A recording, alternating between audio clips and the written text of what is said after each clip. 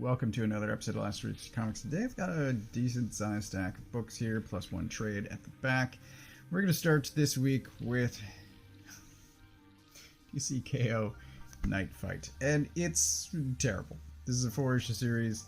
The best part about it, much like the Immortal Batman, are the character designs. This one is ridiculous, by the way. But the one that's coming up, I believe, in issue 4 is the Damian Wayne Batman, and he looks great. And hopefully I don't read that issue, but we'll see what happens. This is... it's so bad. It's written by Joshua Williamson that I questioned whether or not it's the same Joshua Williamson that is writing G.I. Joe.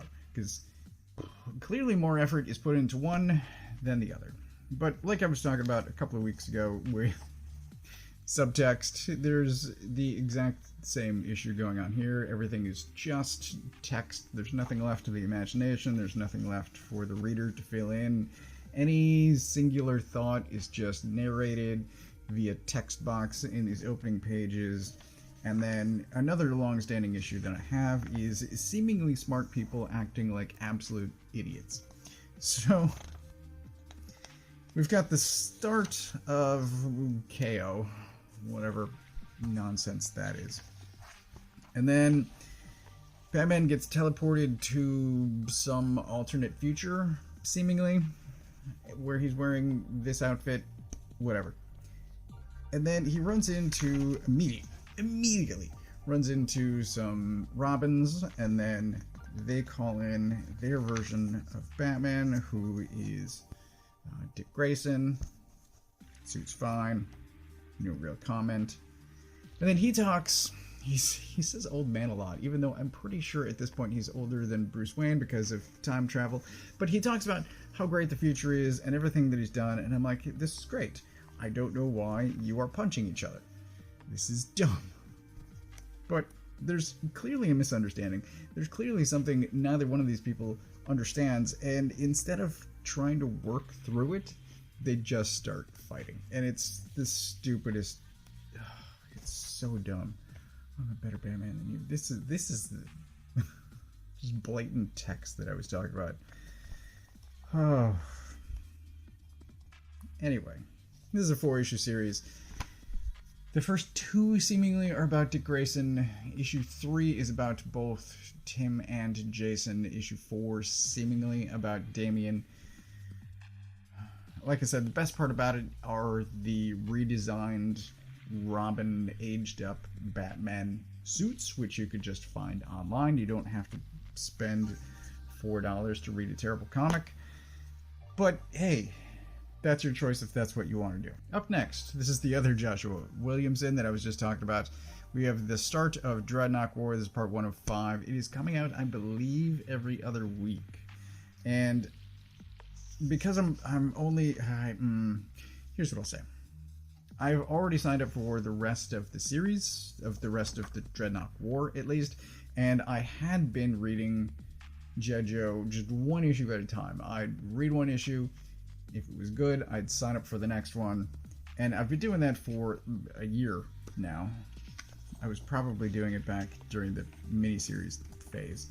But anyway, I signed up for the next 5 issues, because the rest of the Dreadnought War plus the one after that, which is the Roadblock Night Force. The Night Force standalone issues have been great throughout the series so far. So the point is, I'm enjoying this. A lot of pieces are in motion. So there's Energon, obviously, and Cobra Commander and the Joes are both interested. There's a odd, I'm going to say, recap stuck into the beginning of this, but sure, why not? If you want to jump in on issue 13, there's this recap that gets you caught up with everything that's been happening. I don't know why they put it there, but whatever. Duke is taking a weekend away. Recap a little bit there. Duke is away from base camp, and he gets called in to check something out, and it turns out to be Cobra, because Cobra Commander is looking for Energon, and there's a signature in the middle of the, well, it's not the middle, at the edge of the Texas desert, and we've got some dreadnoughts, and we've got some explosions, and it's a lot of fun. And then I think this is a 2-page. Nope. Well, we got this going on. Like, yikes. That's his hand now. So that's going on. And that's largely happening because of Destra whispering in ears, and then we get these two handcuffed together, and it's set to be... Oh yeah, by the way, this 2-page spread. It's set to be a really fun, oddball pair-up of Duke and Cobra Commander handcuffed together versus Dreadnoks. And they can't, neither one of them can call for help because of jamming. It's going to be great. This is well done. I really enjoyed this. And like I said, I've already signed up for the next several issues based on the strength of this one. And was there something else at the end of this? There's a bit more. Oh yeah, spoilers. We get this happening, which is a great counterpoint to that opening. This one here. Boom. So like I said, there's a lot of moving pieces here. Especially, I would say, on the Cobra front. We've got the Dreadnoks, we've got Destro. I don't think Mercer's up to much yet, but we've got the scientist guy. With the Cobra, I would say, is a more interesting organization to me than Joe at this point, and I would like those to be on a level. And I just don't think as much is happening on the Joe side of the story than the fun inter-conflicts that are happening within Cobra. It's great. I'm loving it. Absolute Superman issue 13. I'm a little concerned about this because I've been reading solicits for future issues, and the siege of Smallville is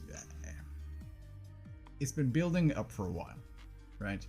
So last issue, he's not Clark, Kal-El, and Lois and Jimmy all arrived at Smallville, and 5 weeks have seemingly passed, which is 6 weeks ago.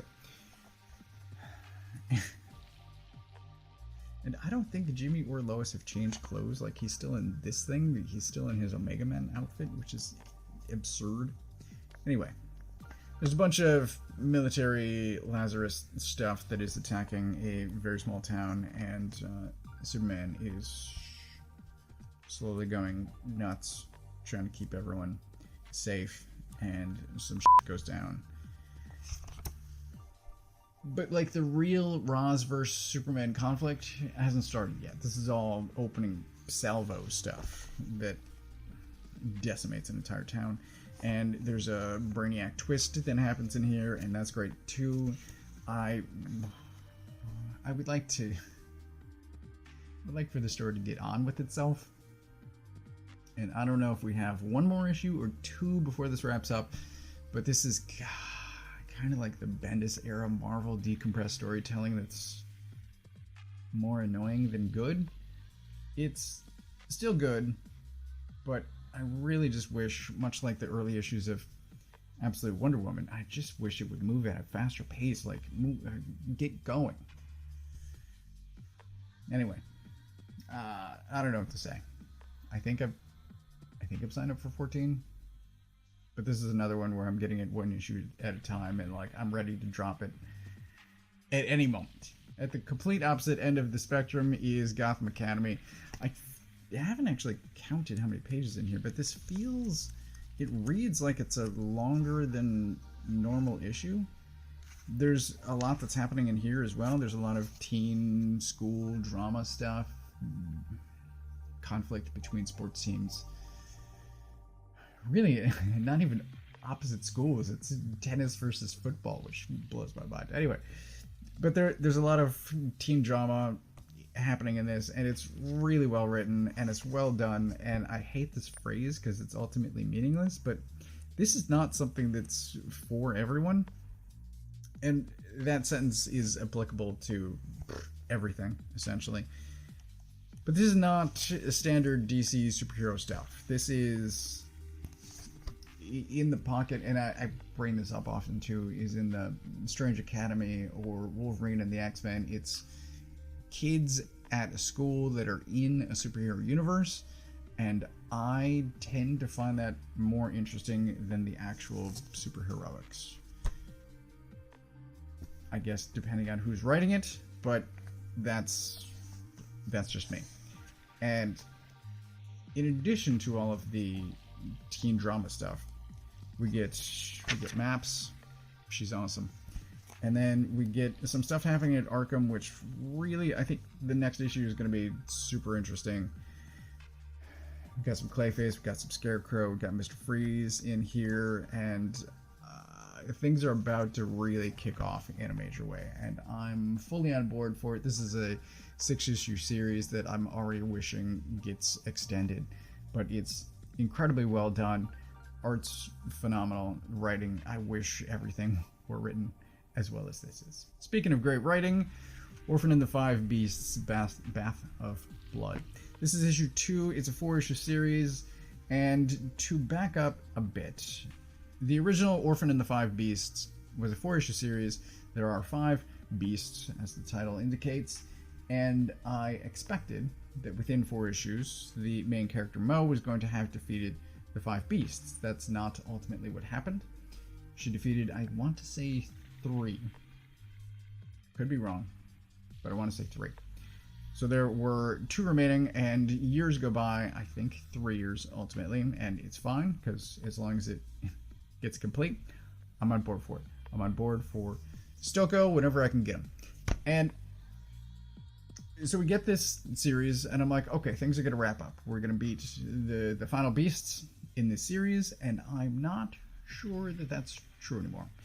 Things have slowed down, I will say, and not in a bad way. I'm just trying to get a sense of whether or not this is going to be the end of Orphan and the Five Beasts, or whether or not there will eventually, hopefully, ideally, be a 3rd series that wraps things up. I can't tell at the moment, but I'm on board for Stoko and Orphan and the Five Beasts in whatever form I can get.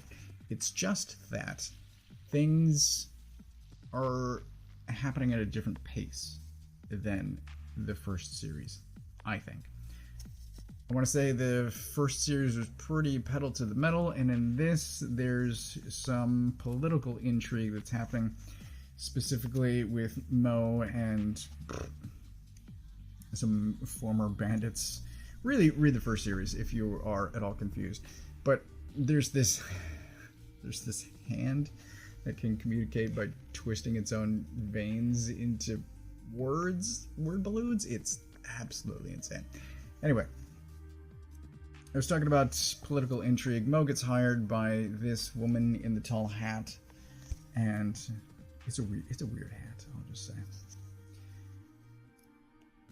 to investigate something and potentially take somebody out. And so that they start to go down that road, and there is a fight here, and things are not as they appear, and everyone is figuring that out, and it's great. It's really well done. I'm on board for Stoko, Orphan, whatever he does. It's great. I recommend it. I just can't tell yet whether or not this is going to ramp up the Five Beasts storyline, or if we're going to have to wait for a 3rd series, like I said. If we do, I hope he finishes it, but in whatever form I can get, I will take more Orphan. I'll take more Stoko. Amazing Spider-Man 15. This continues Spider-Man in Space, and I did grab off the rack this week Spider-Man 11, which is where Spider-Man in Space starts, and I skipped over all of this John Romita Jr. terribly drawn shit. And it started with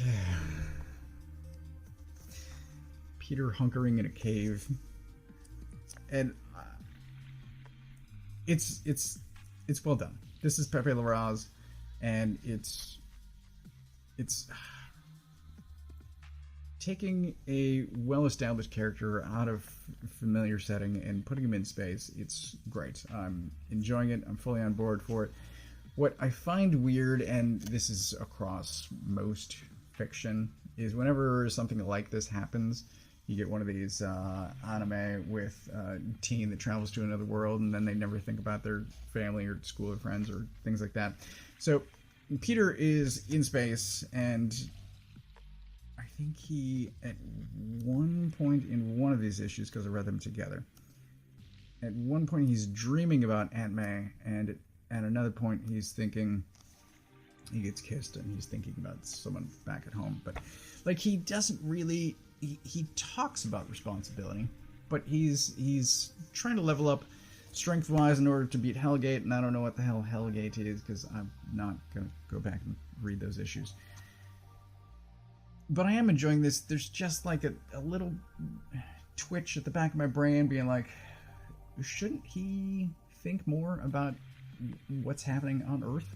His family that he cares so much about that he sacrificed his own marriage? Like, whatever, dude. Whatever. It's good. Take it at face value. There's that dream sequence I was talking about. So, it may burst into flames. It's a hell of a start. Anyway, Rocket's still fun. There is a fight this issue. Peter learns something, and he's maybe not as strong by the end of this as he was at the start of it. And I'm somewhat concerned about this as well, because again, I'm reading solicits for future issues, and it seems like Peter's back on Earth pretty soon, fighting Hellgate again, and I just want his space stuff to continue, because I don't want to read anything with John Romita Jr. art. I find it hideous. Anyway, more Spider-Man in space. Loving it. If this only winds up being like 4 issues, then okay, I'll take it. If it's longer, I'm fully on board for that. We Don't Kill Spiders, Season of the Witch, issue 2. It's been a while since issue 1 came out, and one of the issues that I had with the first one is I wasn't the biggest fan of the artwork, and that is still true here, but these opening pages start, and I'm like, I like this art better than I did in the first issue. And maybe it's just this 3-eyed demon lady, but I like it. And then we cut to humans, and I'm like, there it is, the lack of backgrounds, weird faces. I don't plan on getting issue 3 of this. I'm just not that invested in the story. But I tried it for 2 issues. Art's okay, writing is okay. It's another one of those things where a lot of things are just said and the dialogue doesn't really seem or sound natural. Behind you. Lady, there's a guy about to stab your husband in the back. Maybe show a little emotion, maybe some urgency. Holy cow. Anyway, so it's Vikings and a witch and some demon possessed people, and it's, if that's something that you're interested in, then this is available. And I will say, timing wise, I think they did this backwards, because they say coming soon, start from the beginning. Collection of the first series, which I'm gonna just say should have come out before the second one started, but hey, what do I know? I'm not a publisher.